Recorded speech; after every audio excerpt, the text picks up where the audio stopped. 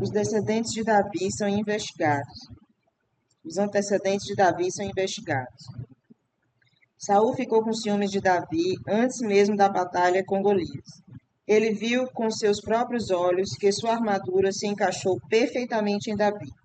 Saul passou muito tempo se perguntando como esse jovem pastor teve coragem de enfrentar o gigante. Seria possível que Davi fosse o futuro rei e que o espírito de Hashem repousasse sobre ele? Saul virou-se para o general Avner e perguntou: Diga-me, por favor, de que família Davi é descendente?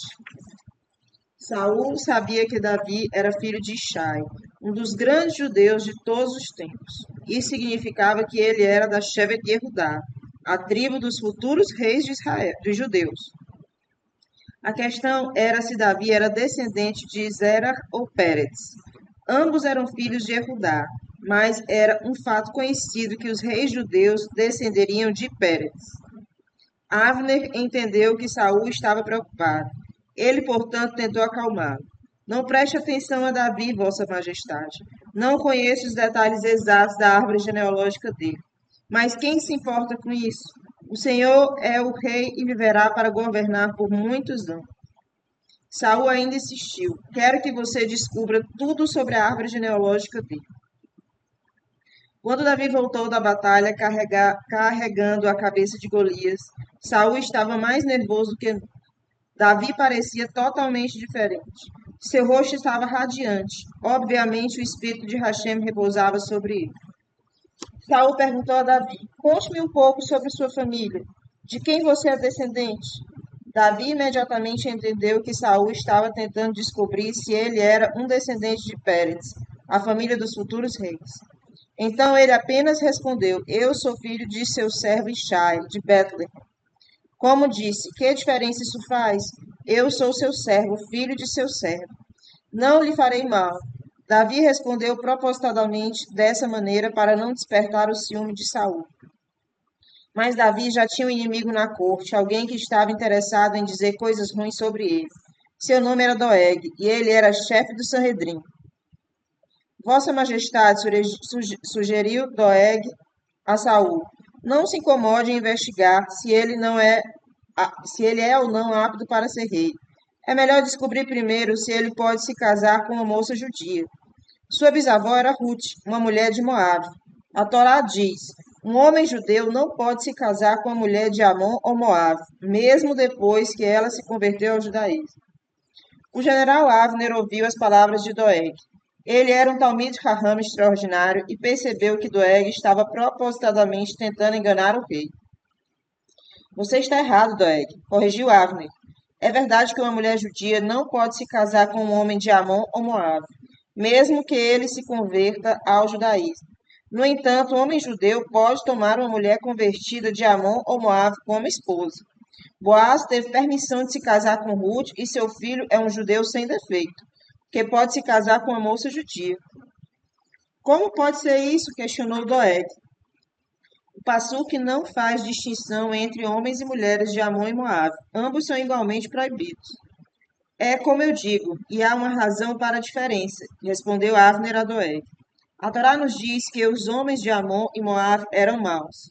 Eles se recusaram a oferecer pão e água a Bnei Israel, quando os judeus estavam no deserto a caminho de sua terra. Portanto, uma mulher judia não pode se casar com eles. No entanto, as mulheres de Amon e Moabe não fizeram nada de errado. Seria indecente elas saírem de suas casas e oferecer comida para estranhos. Portanto, um judeu pode ter uma esposa de Amon ou Moabe. Doeg continua a discutir. Na minha opinião, as mulheres de Amon e Moabe também agiram erroneamente. Disse ele. Elas poderiam ter trazido comida e água e oferecido às mulheres judias. Acredito que um judeu não possa, portanto, se casar com uma mulher de Amon ou Moabe, mesmo que ela se converta.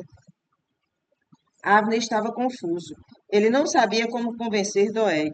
Saul ordenou a Avner: Vamos ao que interessa. Vá ao profeta Samuel e consulte seu Beit-Din. Pergunte a ele qual é a halahá nesse caso. Avner viajou para Ramá e descreveu toda a situação a Samuel. Assim que Samuel ouviu os detalhes, ele exclamou: Eu sei quem quer enganar a todos com leis falsas. É Doeg, Ele é um apicores, alguém que não acredita na verdade, de verdade na Torá, na verdade da Torá. Ele não deixará esse mundo em paz. Temos uma tradição de Moshe Rabbeinu de que um judeu pode se casar com uma mulher de Amon e Moabe que se tornou uma Guioret, convertida. Avner voltou à corte real e relatou a resposta a Samuel. Agora Doeg não podia mais alegar que Davi estava proibido de se casar com uma moça judia, mas ele conseguiu fazer Saul desconfiar de Davi.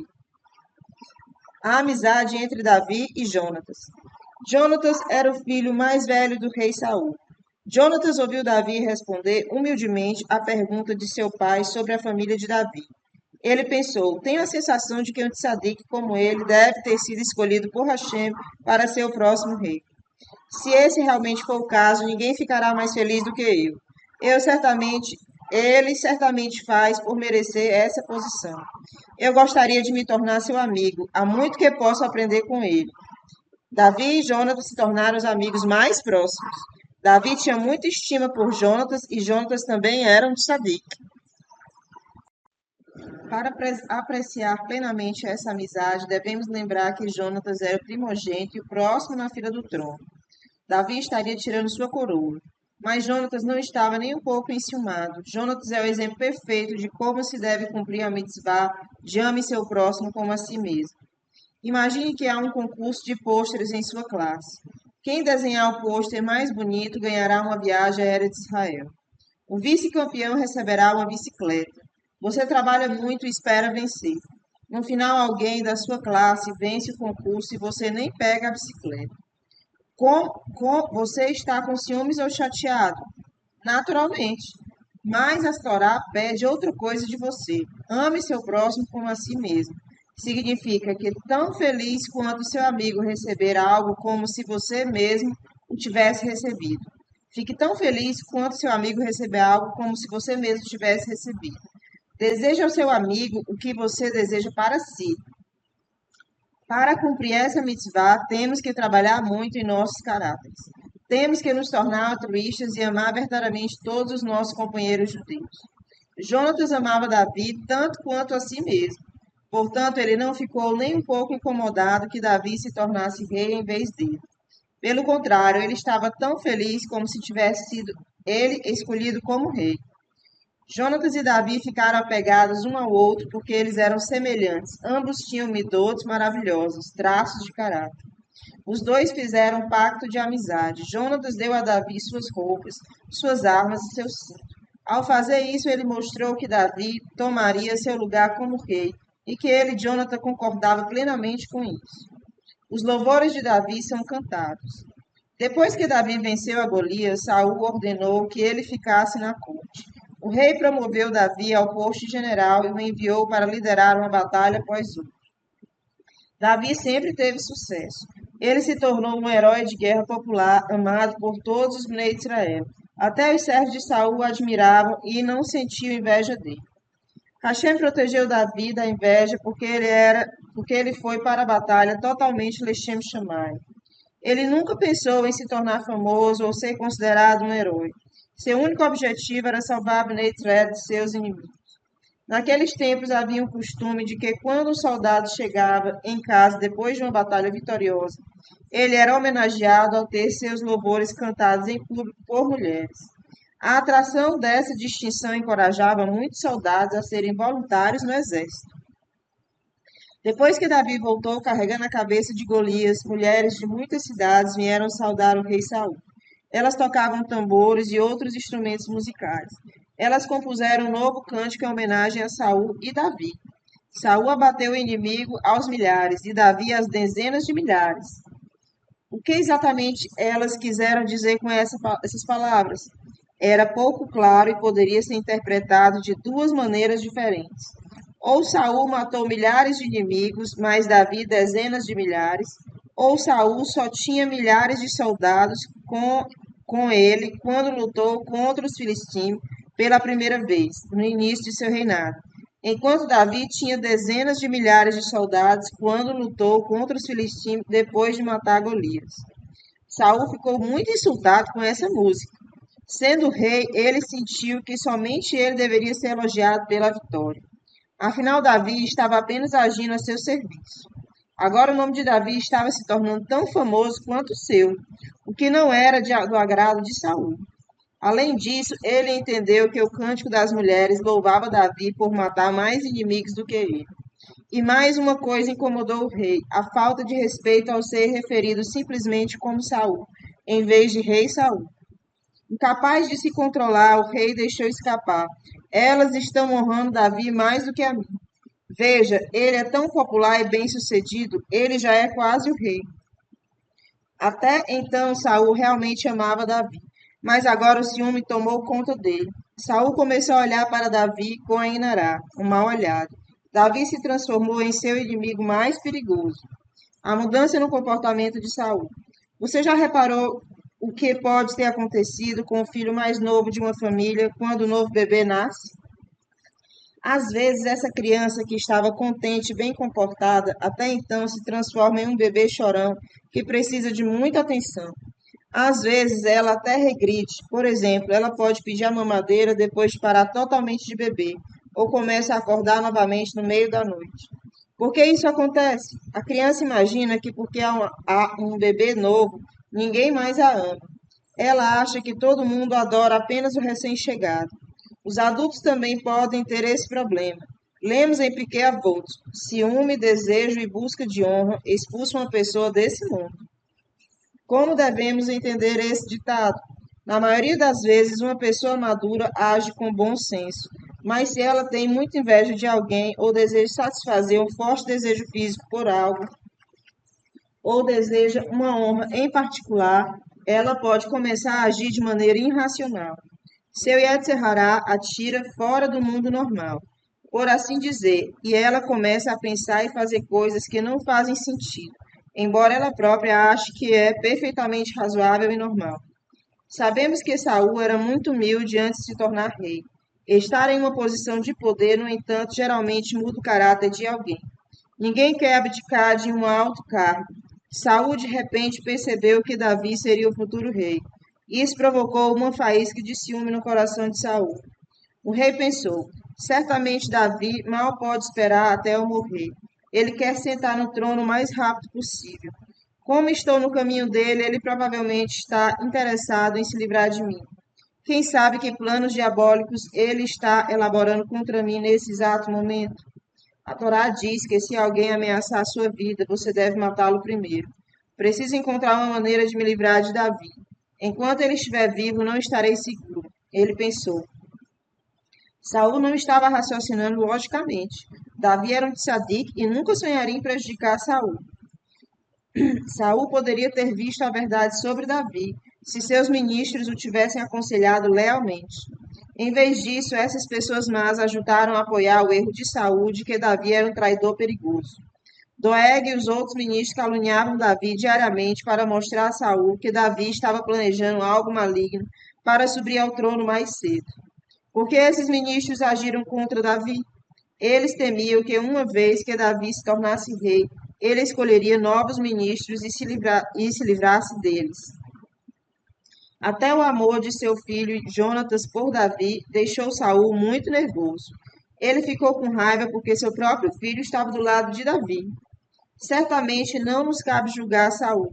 Não teríamos agido melhor no seu lugar. Vamos ter em mente que quanto maior a pessoa é, mais Hashem exige dela. Saul era um tzadik, portanto Hashem deu-lhe um teste difícil. Pelo resto de sua vida, nos 2 anos seguintes, Saul perseguiu Davi. Durante esse tempo, Davi esteve em perigo mortal. Agora você pode perguntar: qual foi o pecado de Davi para que ele sofresse tanto e sempre tivesse medo por sua vida?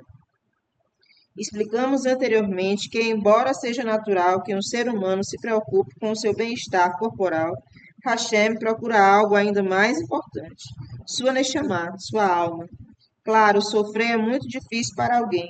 No momento pode parecer a pior tragédia, mas talvez a pessoa que sofre ganhe confiança em Hashem e proximidade com ele.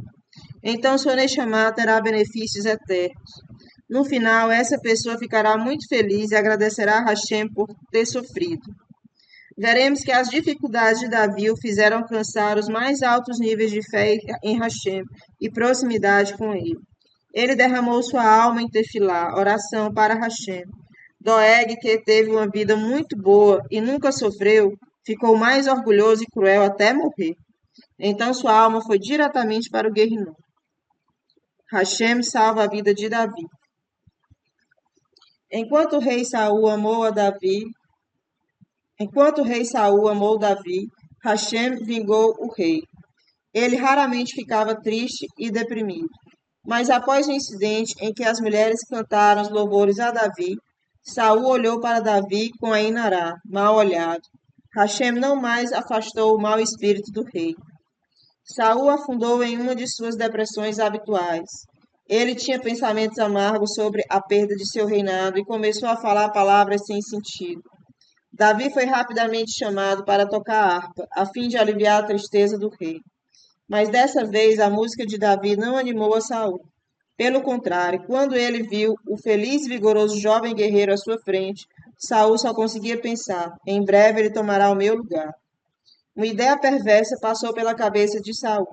Ele estava segurando sua lança. Ele a jogaria contra Davi e ninguém jamais suspeitaria dele por assassinato.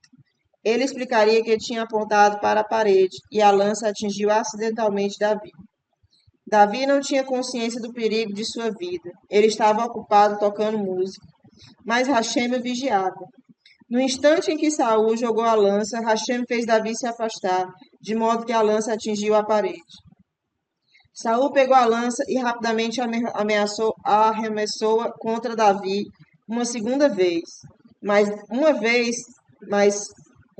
Davi se moveu precisamente naquele momento, e a lança ficou presa na parede. Vendo isso, Saul ficou com muito medo de Davi. Isso foi estranho. Como ele fez isso? Não ocorreu a Saul que Davi estava sendo protegido por Hashem. Saul estava em pânico, cheio de medo e pavor desse inimigo que ele não podia vencer. Saul não queria mais Davi no palácio. A presença dele o incomodava. Como alternativa, ele nomeou Davi para uma posição de general com mais de 1.000 soldados. Essa foi uma grande honra para Davi, mas Saul não fez Lechem Shammai. Ele pensou: Davi estará com problemas agora. Os soldados se ressentirão desse estranho que de repente se tornou seu comandante. Além disso, mais cedo ou mais tarde, ele cairá nas mãos dos filisteus. Mas os planos de Saul não funcionaram. Davi se tornou um general magnífico. Ele se tornou muito popular, não apenas para sua própria tribo Yehudá, mas para todos os Bnei de Israel. Ele foi vitorioso em todas as batalhas que liderou. Isso apenas aumentou o temor de Saul por Davi. Dia e noite ele tentava descobrir como poderia vencer esse oponente que era uma ameaça ao seu trono. Havia uma maneira de se livrar dele? Saul teceu mais planos malignos em sua mente. Saul quer Davi como genro. Saul tinha duas filhas. A mais velha se chamava Merav e a mais nova Mical. Antes da batalha contra Golias, Saul havia prometido: quem derrotar o gigante se casará com a minha filha. Saul não havia especificado com qual filho o vencedor se casaria. O rei não lembrou a Davi sobre a recompensa logo após ter vencido Golias, pois o próprio Davi disse a ele e a todos os outros que não estava fazendo isso por um prêmio. Ele estava lutando apenas Lechem Shammai. Agora Saul decidiu dar a Davi a sua filha mais velha, Merav. No entanto, ele tinha más intenções. Vou anexar uma condição ao casamento. Direi a Davi que ele deve continuar a lutar contra os inimigos de Hashem. Tenho certeza de que é apenas uma questão de tempo e Davi será morto pelos filisteus. Quando Davi soube que o rei estava planejando se tornar seu sogro, sentiu-se um pouco desconfortável. Devido à sua humildade, não se considerava digno de se casar com a realeza. Ele enviou a Saul uma mensagem dizendo: quem sou eu para me tornar genro do rei? Sou uma pessoa sem importância. Além disso, a família de meu pai é descendente de Ruth, uma mulher de Moabe. Saul enviou uma mensagem encorajadora, mas Davi discordou. Enquanto os dois discutiam, a filha de Saul, Merav, resolveu o problema. Ela afirmou que queria se casar com outra pessoa, um homem chamado Adriel, da cidade de Mehol. E assim ela o fez. Saul pensou que teria que desistir da ideia de fazer com que Davi fosse seu genro. As pessoas comentaram: sua filha mais nova, Mical, está interessada em Davi. Isso combinava perfeitamente com Saul. Ele pensou: ainda posso executar meu plano de forçá-lo a lutar contra os filisteus. Saul enviou uma mensagem a Davi, oferecendo a ele sua filha Mical como esposa. Mas Davi não confiou na palavra de Saul. Ele pensou que nada sairia dessa oferta, assim como nada aconteceu da proposta anterior de Saul de se casar com Merab. Portanto, Saul enviou alguns de seus servos a Davi com a tarefa de convencê-lo a se casar com a filha do rei. Eles disseram a Davi: é verdade, o rei realmente quer que você seja seu genro. Os servos de Saul pensaram muito em você. Não foi culpa de Saul que você não se casou com Merab. Foi ela quem não estava interessada em casar com você. Davi protestou: como posso sequer imaginar em me casar com a filha do rei? Sou um homem pobre, não posso nem começar a retribuí-lo por esse privilégio. Naquela época era costume um genro em potencial pagar ao pai da moça o privilégio de casar com ela. Embora Saul tivesse prometido riquezas para a pessoa que vencesse Golias, Davi nem por um momento considerou reivindicar esse dinheiro. Ao ouvir a resposta de Davi, Saul ficou muito satisfeito. Ele disse a seus servos: digam a Davi, o rei não quer dinheiro de você. Ele pede, em vez disso, que você se vingue dos inimigos do rei. Dê a ele 100 filisteus mortos por se casar com sua filha. Saul pensou: isso realizará duas coisas. Os filisteus, seus inimigos, serão destruídos, e Davi poderá até perder a vida por uma pichincha. Davi concordou com o acordo. Ele foi para a batalha junto com seus homens. Davi era tão forte que ele realmente não precisava de ninguém para ajudá-lo, mas imaginou que se vencesse os filisteus sozinho, Saul poderia ficar ainda mais enciumado. Além disso, era uma vantagem para Davi aparecer com seus homens, pois isso assustaria os filisteus. Na verdade, os homens de Davi não fizeram nada naquela batalha. Davi matou os filisteus sozinho. Ele matou 200 em vez de 100, e em um tempo muito menor do que ele e Saul haviam combinado. Davi se casa com Mical. Quando ele voltou para a casa da batalha, Saul deu a Mical em casamento para Davi. Mical ficou encantada por se casar com Davi, uma vez que ela era uma mulher especialmente justa. Ela cumpria todas as mitzvot que se aplicavam às mulheres, além de algumas que geralmente são cumpridas apenas pelos homens. Ela sabia que seu pai se opunha a Davi, mas pensou: o rei está errado, Davi é um tzadik e Hashem está com ele. É certo para mim ajudá-lo e estar do seu lado. Realmente Hashem havia planejado esse casamento para salvar Davi das mãos de Saul. Mical acabaria por ajudar Davi a escapar de Saul. Além disso, aproximou da realeza, já que era agora genro do rei. Em vez de prejudicar Davi, como Saul havia planejado, esse casamento foi realmente a seu favor. Saul ficou com mais medo de Davi do que já estava antes. Não importa como ele tentasse arruinar Davi, isso sempre dava errado. Davi era um general tão competente que seu nome foi homenageado por todos os Bnei Israel. E a filha de Saul, Mical, era leal a Davi e contra o seu pai. Os filisteus ficaram felizes em saber que Davi havia se casado. Eles disseram: chegou a hora de atacá-lo. A lei da Torá ordena que um homem recém-casado fique em casa por um ano e não entre em guerra. Se Davi revidar agora, estará cometendo pecado, e Deus certamente o castigará com a derrota. Os filisteus ouviram um pouco sobre as leis da Torá, mas não sabiam todos os detalhes. Davi era um Talmid Raham e, como tal, conhecia bem a Halahá, lei. Mesmo que um judeu não possa entrar em guerra no primeiro ano após o casamento, mas se ele for atacado, certamente deverá se proteger. Então Davi revidou e o venceu. Ele se tornou famoso não apenas como herói de guerra, mas também como grande Talmid Raham e perito nas leis da Torá. Jonatas tenta mudar a cabeça de Saul. Até agora, Saul não conseguiu prejudicar Davi. Ele jogou sua lança em Davi 2 vezes e o mandou para a guerra contra os filisteus. Tudo sem os resultados desejados. Saul finalmente decidiu perseguir seu filho, Jonatas, em sua campanha contra esse inimigo perigoso. Saul secretamente enviou a Jonatas uma mensagem. É uma vergonha para a sua honra que os meninos de Israel prezem mais a Davi do que prezam você. Davi é uma pessoa perigosa. Seu pai implora para você, por favor, se livre dele. Jonathan ficou muito triste ao receber essa mensagem. Ele disse a Davi: Não volte para o palácio, não é mais seguro para você. Esconda-se no campo e amanhã de manhã irei com meu pai. Vou fazê-lo perceber que erro ele está cometendo. Então irei informar você da resposta dele. Pode ser que seja necessário você escapar imediatamente. No dia seguinte, Saul fez um passeio no campo com Jonatas. Jonatas disse ao pai: Por favor, não peque contra Davi. Ele tem um caráter tão refinado, ele é antissadico. Jonatas esperou que o pai discordasse, mas Saul ficou quieto. Jonatas reuniu coragem para continuar. Davi é seu servo fiel, ele nunca fez mal a você. Não é culpa dele que as mulheres cantaram Saul matou os milhares e Davi dezenas de milhares.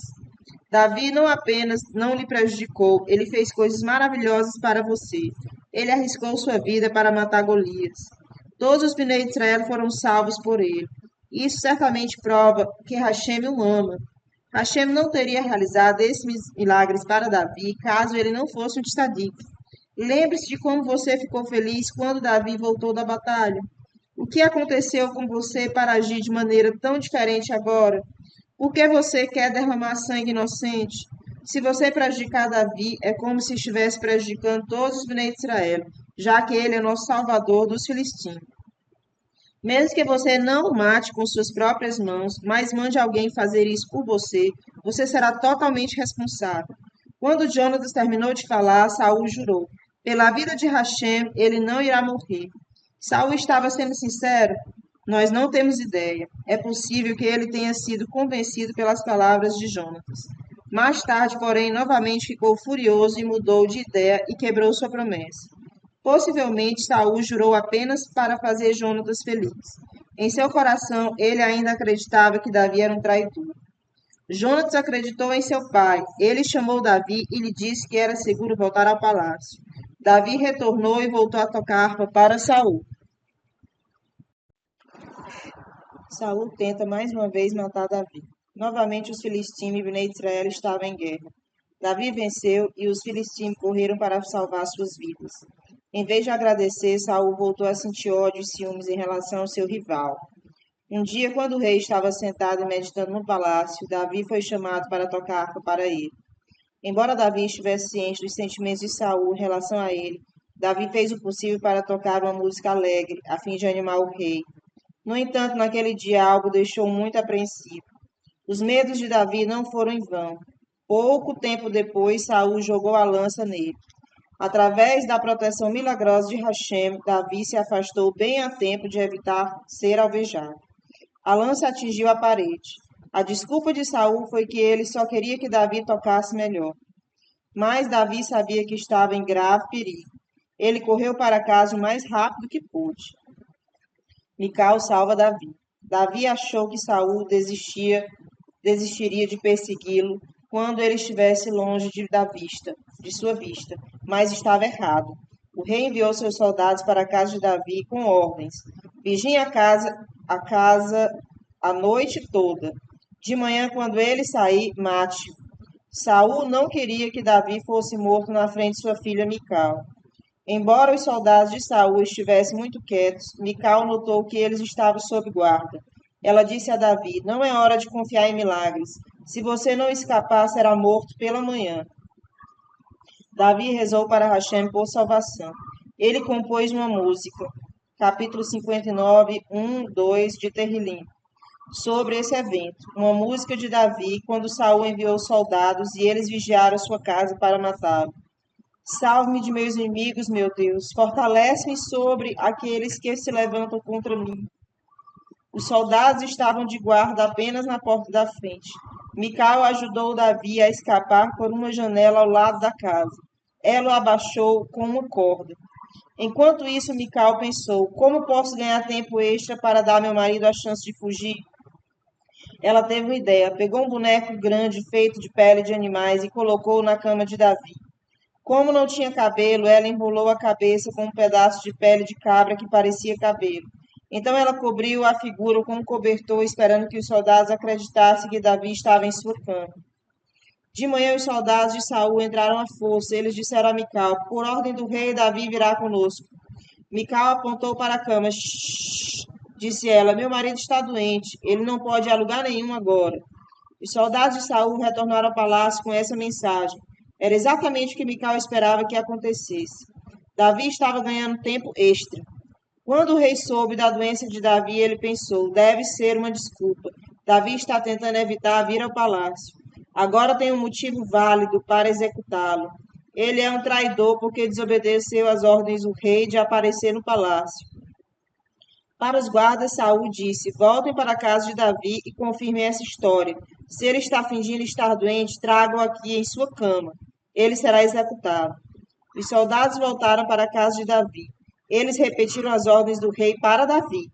Quando não receberam resposta, tiraram o cobertor. Que choque eles tiveram quando perceberam que Davi não estava na cama, mas um boneco com a cabeça com pelos de cabra. Os soldados ordenaram que Mical os acompanhasse ao palácio. Mical concordou com prazer. Tudo o que importava era que seu amado marido estivesse ganhando tempo para escapar. Saul ficou furioso. Ele bradou para a filha: Como você se atreve a me enganar assim? Você sabe muito bem com que criminoso eu me casei, Mical respondeu, fingindo remorso. Ele me ameaçou dizendo: Se sua vida é importante para você, é melhor que me ajude a escapar. Você deverá distrair os soldados do rei o maior tempo possível, colocando o boneco na minha cama. Se você ousar desobedecer, você morrerá comigo. Pai, eu tinha escolha? O rei ficou calado. Ele dispensou a filha. Quão maravilhosos são os caminhos de Hashem! A vida de Davi foi salva pelos próprios filhos de Saul, seu filho Jonatã e sua filha Mical. Davi foge para o Beit Hamidrash, casa de estudo de Samuel. Davi se perguntou onde estaria a salva de Saul. Como Saul governava o país inteiro, não importava onde Davi se escondesse, as pessoas teriam que obedecer ao rei e entregá-lo. De repente, Davi teve uma ideia. Ele iria ao profeta Samuel em Ramá. Samuel me ungiu, pensou Davi. Vou lhe perguntar o que acontecerá comigo. Pelo menos enquanto eu estiver lá, estarei a salvo. Saul não ousará pedir a Samuel, seu rebe, que me entregue a ele. Davi correu para Ramá. Ele derramou o seu coração para o navio, descrevendo tudo que Saul fez a ele. Ele perguntou a Samuel como tudo terminaria. Samuel não respondeu diretamente à pergunta de Davi. Ele queria que Davi tivesse emuná suficiente para acreditar que, a partir do momento que ele foi anunciado como rei por Hashem, Saul nunca conseguiria matá-lo. Em vez disso, Samuel levou Davi para o seu Beit Hamidrash, casa de estudo, que estava cheio de discípulos treinando para se tornarem profetas. Samuel sentou-se para estudar com Davi. Depois que começaram a estudar a Torá, eles não pararam. Estudaram a noite toda. Davi estava absorvendo tanto a Torá quanto o Talmud Chaham. Levaria centenas de anos para estudar a mesma quantidade de material. Depois que começaram a estudar a Torá, eles não pararam. Estudaram a noite toda. Davi estava absorvendo tanto a Torá quanto o Talmud Chaham. Levaria centenas de anos para estudar a mesma quantidade de material. Com que assunto em particular Samuel e Davi estavam ocupados? Eles estavam tentando descobrir qual colina em Era de Israel era a correta para construir o Beit HaMikdash. Como futuro rei, Davi achou que era importante ele saber disso, pois seria sua tarefa construir o Beit HaMikdash. Davi conseguiu se concentrar intensamente em sua experiência de estudo, embora estivesse fugindo de Saul por sua vida e o futuro parecia tão incerto. Saul descobre o paradeiro de Davi. Infelizmente, naquela geração havia muitos faladores de Lashon Hará e informantes. Eles não perderam tempo dizendo ao rei: Davi está em Ramá. Eles não perderam tempo e disseram ao rei: Davi está em Ramá. O rei enviou mensageiros ao Beit HaMikdash de Samuel. O profeta Samuel estava parado no centro. Seu Ruach HaKodesh, espírito divino, foi propagado entre seus alunos, que caíram sobre suas faces e louvaram Hashem com esse Ruach HaKodesh. Antes que os mensageiros pudessem dizer ou fazer qualquer coisa, algo estranho aconteceu com eles. Eles sentiram o Ruach HaKodesh também. Normalmente era preciso se preparar por muitos anos para esse privilégio. Mas como estavam cercados por tantos profetas, também se beneficiaram da abundância do Ruach HaKodesh.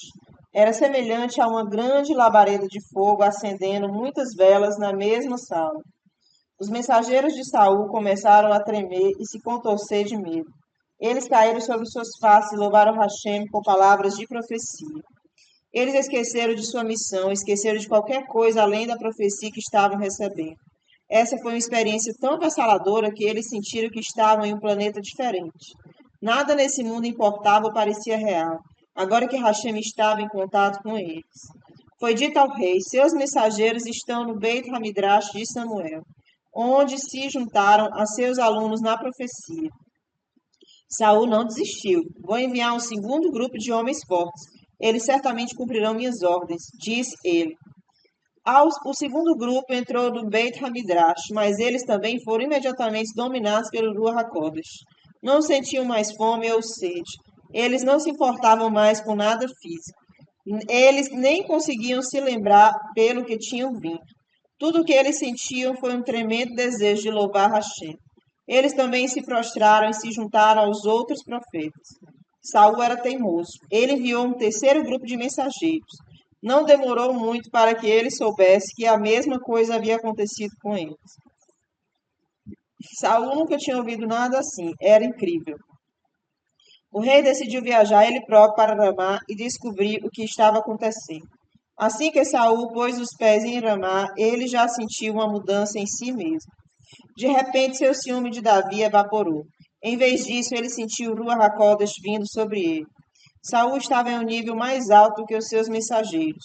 Ele foi um profeta no passado e por isso foi afetado ainda mais fortemente por Samuel e seus alunos, mesmo estando a uma certa distância deles. Quando Saul entrou no Beit Hamidrash, ele também ficou totalmente impressionado pelo Ruach HaKodesh. Ele removeu suas vestes reais. Agora ele não era mais o rei, mas apenas um dos alunos de Samuel. Ele se juntou a eles, prostrando-se e louvando a Hashem profeticamente.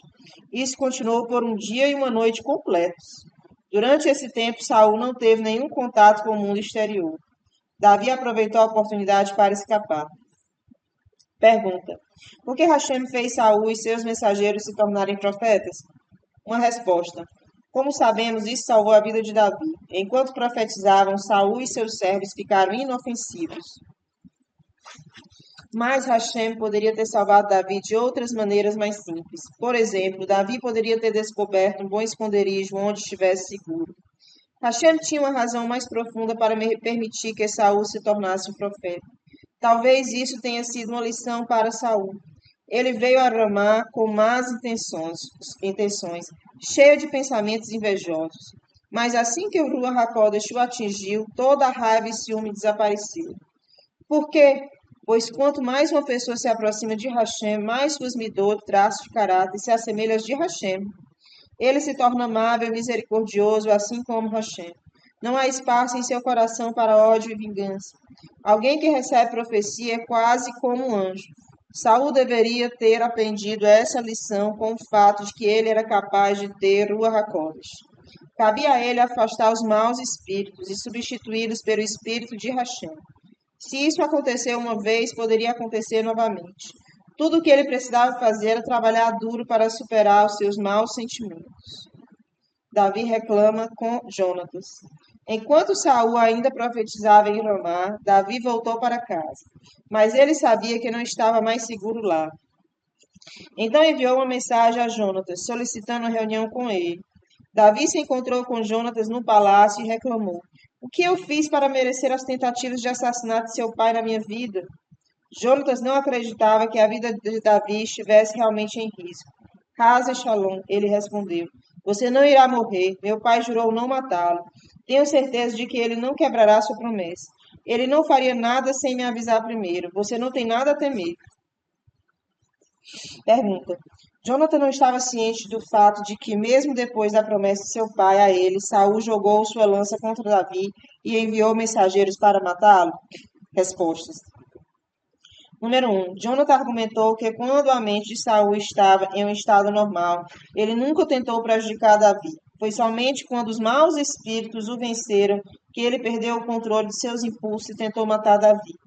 Jonathan queria que Davi ficasse longe do rei durante esses episódios. Ou talvez Jonathan esperava que agora que Saul tivesse experimentado Ruach HaKodesh novamente, os maus espíritos não o afligissem mais. Número 2. Como Davi era um tzadik que não havia pecado, Jonathan tinha certeza de que Hashem o protegeria. Ele disse a Davi: se meu pai tentar matá-lo, ele acabará se machucando em vez de você. Quem cava um buraco para os outros, no final cairá nele. Portanto, você não precisa temer os planos dele. Mas Davi não concordou com Jonatas. Ele sabia a verdade. Saul odiava em seu coração e estava disposto a matá-lo, mesmo quando o mau espírito não estava com ele. Você está errado, Davi disse ao amigo. Seu pai não deixou você saber de seus planos perversos contra mim, porque ele sabe que você me estima. Eu juro a você que estive bem perto de morrer. Se eu não tivesse me mexido no instante em que seu pai jogou sua lança contra mim, eu não estaria aqui agora. Jonathan não tinha mais certeza se a vida de Davi estava ou não em perigo. Ele disse: por favor, diga-me como posso ajudá-lo. Farei qualquer coisa por você. Davi respondeu: gostaria que você descobrisse as verdadeiras intenções de seu pai. Vamos fazer esse teste. Mesmo que eu não coma na mesa do rei diariamente, como costumo assistir a Seudá, refeição festiva de Rodas Rodas, no próximo Rodas Rodas, o rei irá esperar que eu me sente ao lado dele à mesa, como sempre. Vou me esconder no campo até o segundo dia de Rodas Rodas. Seu pai provavelmente sentirá minha falta, se não no primeiro dia, certamente no segundo. Ele perguntará sobre meu paradeiro. Por favor, diga-lhe o seguinte: Davi me pediu permissão para voltar para casa em Bethlehem por um curto período de tempo. Todo ano sua família oferece um corbão lá. Se Davi não aparecer, a reunião da família será prejudicada. Davi me pediu muito para deixá-lo ir e eu cedi, e lhe dei permissão para sair. Jonathan, certamente você concorda que esse não é um crime terrível. Se seu pai concordar com isso, ou mesmo se ficar calado, saberemos que ele não tem nada contra mim. Mas se ficar com raiva, provaremos que ele me odeia e está apenas procurando uma desculpa para me matar. Davi implorou a Jonathan para ajudá-lo. Se eu mereço morrer, por favor, me mate. Só não me entregue nas mãos de seu pai. Paz e Shalom, respondeu Jonatas. Você é inocente, não há razão para que eu quebre nosso trato de amizade. Certamente descobrirei o que meu pai tem em mente e passarei as informações a você.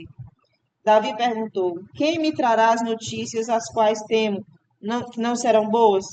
Calma, Davi, disse Jonatas. Não devemos continuar falando aqui. As paredes têm ouvidos. Vamos para o campo, onde você também estará muito mais seguro. O plano. O plano. No campo, Jonatas disse: juro por Hashem que vou descobrir os verdadeiros pensamentos de meu pai. Se ele não se importar com a sua ausência, enviarei um mensageiro ao seu esconderijo para informá-lo de que está tudo bem e que meu pai não tem más intenções. Mas se eu descobrir que meu pai está planejando algo ruim, virei para dizer isso a você. Não enviarei um mensageiro para proteger seu esconderijo. Vá e que Hashem esteja com você. Mas primeiro vamos renovar nosso trato de amizade. Gostaria que incluísse meus descendentes, porque sei que chegará um momento em que Hashem castigará a família de meu pai por toda a dor que lhe causou. Quando isso acontecer, eu imploro: poupe meus descendentes da morte. Jonatas previu com Ruach HaKodesh que Davi um dia mataria os descendentes de Saul. Por causa do pacto, Davi mais tarde poupou o filho de Jonatas. Jonatas implorou a Davi muitas vezes para manter o tratado. Então eles discutiram detalhes do plano. Jonatas disse: por favor, se esconda nos 2 dias de Rodas Rodas. Depois disso, volte secretamente para esse campo. Esconda-se ao lado da grande rocha chamada Even Hazel. Acho melhor eu mesmo vir para informá-lo sobre os planos do meu pai, de qualquer forma. Vamos esquecer os mensageiros. Se houver outras pessoas por perto, não poderei falar com você. Eu sinalizarei para você da seguinte maneira: vou atirar 3 flechas em sua direção, uma mais próxima e outras mais longe. Se tudo estiver bem, eu direi ao meu servo: você já passou das flechas, elas estão mais perto de mim. Quando você me ouvir dizer essas palavras, poderá sair do esconderijo e devolver as flechas você mesmo. Mas se você me ouvir dizer ao meu servo: as flechas estão mais longe, vá mais adiante, Então você deve escapar o mais rápido possível. Que Hashem esteja com você. Jonatas pretendia atirar 3 flechas, algumas mais longe e outra mais próxima, para que não importasse para onde seu servo corresse, ele seria capaz de usar as palavras necessárias para passar a mensagem a Davi. As últimas palavras de Jonatas para Davi foram: lembre-se de nosso tratado para sempre, pois Hashem é nossa testemunha. Pergunta: por que Jonatas usou flechas como sinal? Uma resposta: talvez ele quisesse sugerir algo para Davi. Você sabe que as palavras de Lashon Hará, más notícias sobre outras pessoas, são comparadas a flechas. De que forma? Uma pessoa pode ficar em um lugar e ferir alguém que está muito longe, atirando uma flecha nele. O mesmo acontece com a Lashon Hará. Você pode estar aqui e falar sobre alguém que está longe, machucando a uma grande distância. Saul poderia ter superado seu ciúme de Davi se não fosse o constante Lashon Hará de seus ministros. Doeg foi quem, mais do que todos os outros, aproveitou todas as oportunidades para caluniar Davi. Primeiro, quando ele recomendou que Davi tocasse a harpa para Saul, ele exagerou os elogios a Davi para despertar ciúme em Saul. Mais tarde, Doeg apontou que Davi era descendente de Ruth, implicando que Davi não era um judeu kasher. Doeg nunca se referiu a Davi por seu nome real. Em vez disso, ele sempre o chamava de Ben-Ishai, filho de Ishai. Essa era outra maneira de menosprezar Davi. Outro membro da corte real que constantemente despertava o ciúme de Saul por Davi foi o general Avner. Doeg e Avner foram posteriormente punidos por isso. Ao usar flechas, Jonathan informaria a Davi se as flechas de Lashon Hará haviam ou não feito o trabalho de envenenar a mente de Saul, a ponto de Davi ter que fugir por sua vida. A comemoração de Rodas no palácio. O dia seguinte era Rodas. Um banquete esplêndido foi preparado no palácio de Saul. Era esperado que todos na corte comparecessem. Naquela época, eles não usavam cadeiras. As pessoas reclinavam-se em sofás durante a refeição. O arranjo habitual dos assentos à mesa de Saul era os seguintes: o rei sentava-se em seu trono perto da parede. Ao lado dele ficava Davi. Depois de Davi, Jonatas se sentava. Não era considerado respeitoso que um filho se sentasse ao lado de seu pai. Finalmente, o general Avner se sentava perto de Jonatas. O banquete começou. Saul sentou-se no lugar de sempre, perto da parede. Como o assento de Davi estava vazio, Jonatas e Avner mudaram de lugar para que houvesse alguém entre pai e filho. Tecnicamente, Avner poderia ter tomado o lugar de Davi, mas ele achou que Davi apareceria mais tarde. Jonathan não mencionou nada sobre Davi, preferindo esperar o pai perguntar. No entanto, Saul não fez nenhum comentário. Podia haver várias razões pelas quais Davi estava ausente. No segundo dia de Rodas, quando o assento de Davi estava vago novamente, Saul ficou desconfiado, dirigindo-se a Jonatas. Ele perguntou: por que Benishai não apareceu na refeição ontem e hoje? Ao usar o nome de Benishai, Saul indicou seu ódio por Davi. Jonatas explicou: Davi recebeu permissão para sair. Ele pediu que eu o libertasse para que pudesse ir a Betlehem para participar do sacrifício anual de Coban Shelamim com sua família. Ele disse que voltaria aqui na primeira oportunidade e que nem mesmo ficaria quando a família fosse comer a carne da oferenda. Todos os membros da família de Ishai devem vir, Davi me disse. Não quero magoar os sentimentos de minha família por estar ausente. Davi me instruiu cuidadosamente em todos os seus deveres no palácio, para que eu o substituísse enquanto estivesse fora. Ele realmente não teve escolha, não desejando ofender sua família. É por isso que ele ainda não apareceu em nossa mesa nesse Rodas. Para nós, essa desculpa parece perfeitamente válida. Qualquer pessoa razoável teria aceitado. Mas Saul ficou furioso. Seu filho rebelde gritou para Jonatas: você é como sua mãe. Ela sempre se opõe a mim. Eu sabia o tempo todo que você está feliz e que Ben-Ishai será rei. Você não percebe que vergonha isso é para sua mãe e para você? As pessoas suspeitarão que você não é meu filho de verdade. Ao salvá-lo, você está se prejudicando. Enquanto esse Ben-Ishai estiver por perto, seu reino nunca será estabelecido. Você deu a ele permissão para nos deixar. Agora certifique-se de trazê-lo de volta o mais rápido possível. Ele não merece viver. Ele não passa de um traidor. Certamente ele não se importa com a minha honra. Ou então, porque ele falou com você e não comigo? Jonatas sabia o quão errado seu pai estava. É dever de um filho reprovar seu pai se ele pecar. Jonatas, portanto, tentou repreender seu pai de maneira respeitosa. Ele perguntou a Saul por que Davi deveria morrer, o que ele fez. A razão pela qual falou comigo e não com você é que ele considerou isso um assunto pequeno. Ele não queria incomodar o rei com tanta trivialidade. Se alguém aqui é culpado de qualquer coisa, esse alguém sou eu, já que foi eu que lhe dei permissão. Quando Saul ouviu seu filho defender Davi, ele pegou sua lança ameaçando feri-lo. Jonatas sabia que havia cumprido seu dever de reprovar o pai. Agora era óbvio para Jonatas que seu pai estava planejando tirar a vida de Davi. Jonatas observou que Saul não estava sob a influência do mau espírito, e ele não iria parar até que Davi estivesse morto. Jonatas levantou-se da mesa sem ter tocado sua comida. Estava triste demais para comer. Ele ficou muito perturbado com o ódio de seu pai por Davi. E também se sentiu desgostoso porque seu pai o chamou de filho rebelde e o ameaçou com sua lança. Jonatas sinaliza para Davi. Jonatas tinha medo de entrar em contato com Davi à noite, pois isso poderia suscitar suspeitas. Ele planejou fazer isso na manhã seguinte. Como muitas pessoas passeavam pela manhã, seria menos visível. Jonatas levou o menino, que não suspeitaria de nada. Ele disse ao garoto: Vou atirar algumas flechas. Por favor, encontre-as e traga de volta para mim. Jonatas disparou a primeira flecha e o garoto começou a correr até ela. Enquanto isso, Jonatas disparou outra flecha, apontando muito além do local onde o garoto estava. Enquanto o garoto pegava a primeira flecha, Jonatas gritou em voz alta: A outra flecha está muito mais longe. Corra e pegue-a. Rápido! No esconderijo, Davi ouvia essas palavras fatídicas. Ele imediatamente entendeu que tinha que escapar. Mais do que isso, Jonatas havia insistido para que o garoto fosse rápido. Certamente era um indício de que Davi não deveria perder tempo.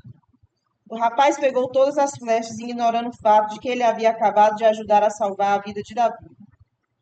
Jonatas olhou ao redor do campo e percebeu que estava completamente vazio agora. Ninguém mais estava lá. Ele decidiu mandar embora o garoto para poder se despedir de Davi. Ele deu ao garoto seu arco e flechas. Por favor, leve eles para casa para mim, ele pediu. Jonatas permaneceu no campo, mas Davi não saiu do esconderijo imediatamente. Ele queria ter certeza de que o garoto não retornaria por qualquer motivo.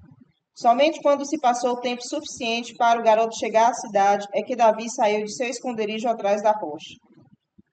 Davi ajoelhou-se no chão e curvou-se para Jonatas 3 vezes para agradecê-lo por salvar sua vida. Jonatas e Davi se beijaram em lágrimas, pois é extremamente difícil para os dois amigos se despedirem. Davi chorou mais que Jonatas, porque estava preocupado com o futuro. Talvez ele também tenha previsto com Rua Hakodas que Jonatas iria morrer em breve. Mas, ao mesmo tempo, Davi sentiu-se inspirado pelo fato de ter um amigo tão fiel. Jonatas disse a Davi: Vá em paz. Ele não repetiu para Davi o que seu pai disse à mesa, nem relatou como Saul ameaçara com sua lança. Jonatas era um tzadik e por isso se absteve de falar lashon hará sobre seu pai. O principal era que Davi soubesse que estava em perigo. Os detalhes não eram importantes. Jonatas disse a Davi: Apesar de estarmos longe um do outro, ambos manteremos nossa promessa. Hashem é nossa testemunha que você se tornará rei. Será amável comigo e minha família. E se eu for o rei, protegerei você e sua família. Tanto Davi quanto Jonatas acharam difícil dizer o último adeus, mas Davi sabia que não podia perder tempo, então logo saiu. Jonatas esperou um pouco para garantir que ninguém estivesse seguindo Davi. Então voltou para a cidade. Apesar da profunda preocupação de Jonatas por Davi e de todos os riscos que ele assumira para salvar a vida dele, Jonatas esqueceu uma coisa muito básica e importante. Ele não forneceu comida a Davi para a viagem. Isso resultaria em uma terrível tragédia.